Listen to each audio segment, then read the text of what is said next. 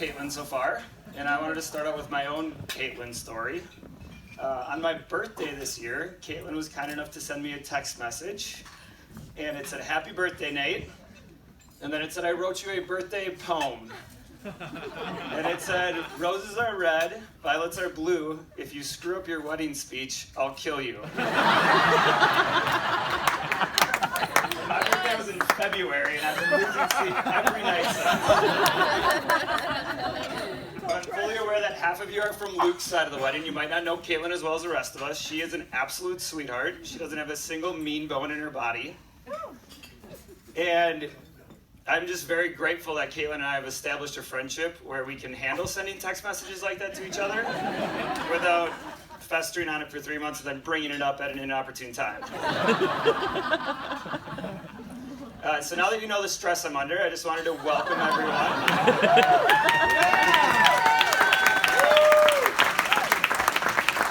I know Luke and Caitlin are beyond excited to have each and every one of you here to celebrate with them tonight, and it is going to be a celebration tonight.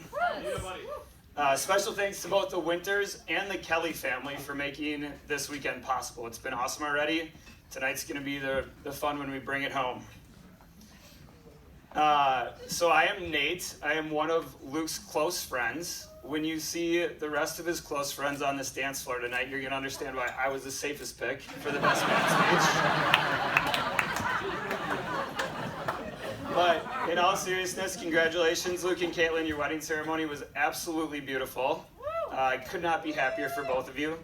Luke, your friendship has just meant so much to me over the years that it's truly an honor to be such an important part of your day, your special day.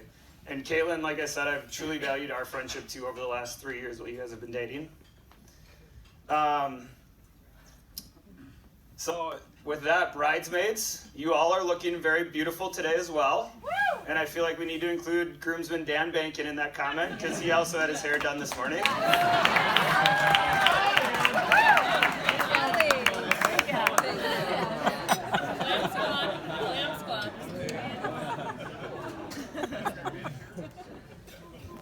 So with that being said, I just wanted to comment on the beautiful venue we have here tonight and all the beautiful decorations. I've been in enough of Luke's bachelor pads over the years to know that this is 100% designed and executed by Caitlin. So hats off to the bride for getting that done. There are, however, 2 details about this wedding that are very distinctly Luke. The first is the date of the wedding. So just 3 weeks ago, Luke and I and our buddy Sam, we're up on the Canadian border walleye fishing. And it's a rainy river, it's a walleye trip, it's the very last fishing trip you can get in before season closes for the spring.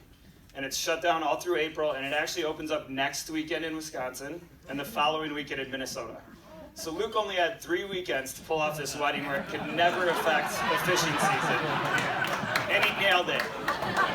And that's one of those decisions that's going to pay dividends for years to come. So nice work on that.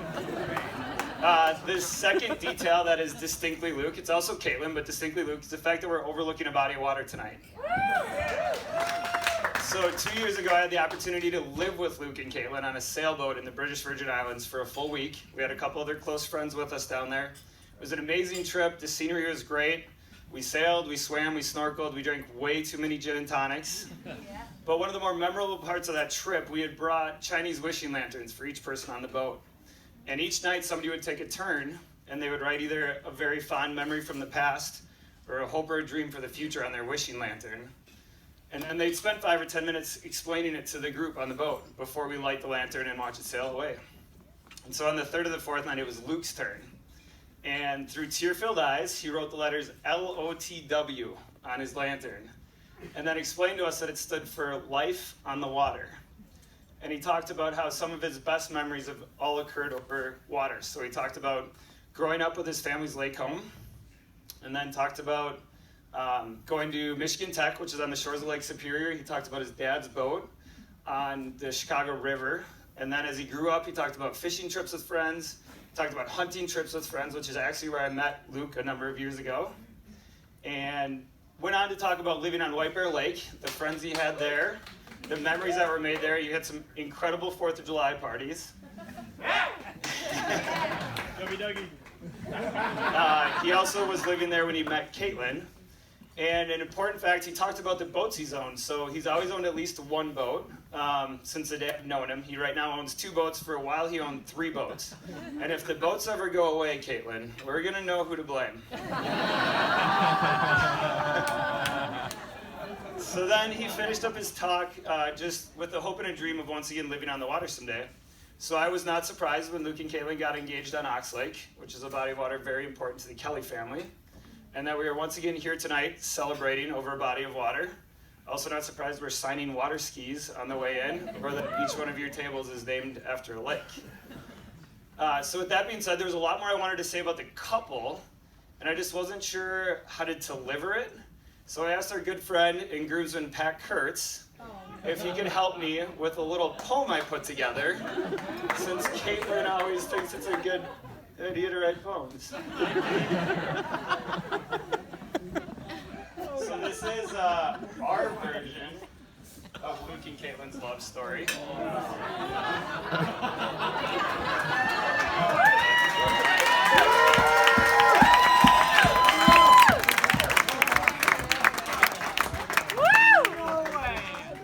And it's called He's the Lucky One. And it goes like this. Now, Luke and Caitlin are a modern-day love story. A story that gives Tinder all of the glory. In fishing terms, Luke had met a lot of catch and releasers. Until the day that Tinder showed him Caitlin's teasers. But Caitlin's account was overflowing with matches. So much so, she denied guys in batches. And then she saw Luke's profile and said, not bad. Upon further inspection, he was a good-looking lad. And when Caitlin swiped right on Luke's very best bait, he quickly asked her on their very first date. He's a lucky one. Swipe right and now it's done. She's the apple of his eye. He thinks he's one hell of a guy. He's the lucky one. Meeting at a bar, they both ordered gin and tonic. Being a classy lady, Caitlin kept it strictly platonic. But Luke gave her a ride in his old Jeep Wrangler and mentioned that he was a pretty good musky angler. Being similar in height, they saw eye to eye. The chemistry on that first date, hard to deny. And when the only thing left in their drinks was a lime, that's when Luke realized for the very first time, he's a lucky one. Swipe right now, he's thinks he's one hell of a guy. He's the lucky one. A few weeks later, Luke invited me out to the lake, and he mentioned that Miss Kelly would also partake. As we shoved off that dock, I liked her warm personality. The fact that she joined a sorority, mere informality. We enjoyed a few drinks and some wine, and then we played a card game called 99. And that game involves a lot of addition and subtraction. If you bank with Caitlin, check your transaction.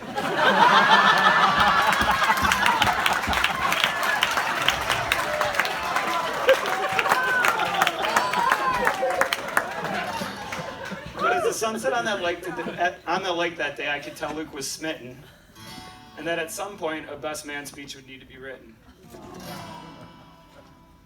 He's a lucky one.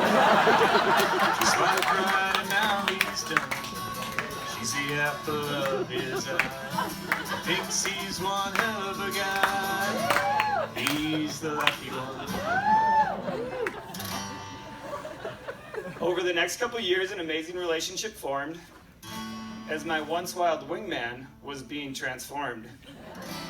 Luke would no longer let his walleyes wander as his love for Caitlin grew fonder and fonder.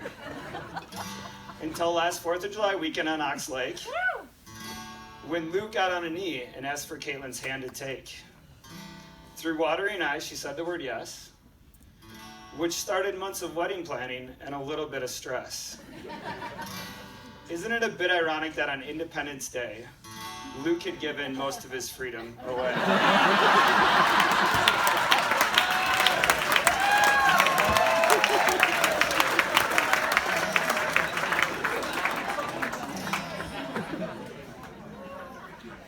So Luke and Caitlin getting married just had to be fate.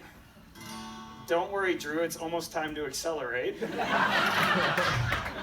So as I finish up with this roast, I would like to offer a personal toast. Please raise your glasses to the newlywed couple. May your first dance tonight be romantic and supple. May your love for each other never falter. And may you live out your years together on the water. So Luke and Caitlin. He's a lucky one, just like bright and now.